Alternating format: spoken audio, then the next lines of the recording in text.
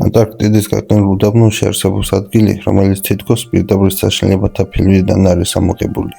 თეთრ ყინულებს შორის მოულოდნელად ჩნდება სისხლისფერი ჩანჩქერი. პირველად მეცნიერებმა ეს ადგილი 1911 წელს აღმოაჩინეს. იმ დროისთვის ბევრს ეგონა, რომ წყლის წითელი ფერი წყალმცენარეების გამო იყო, მაგრამ სინამდვილე კიდევ უფრო უცნაური აღმოჩნდა. ჩანჩქერის წყალი შეიცავს უზარმაზარი რაოდენობით რკინას.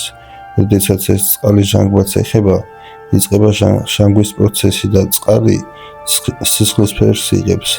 მაგრამ ყველაზე საინტერესო სხვა რამეა, ეს წყალი ათასობით წლის განმავლობაში ყინულის ქვეშ იყო ჩაკეტილი.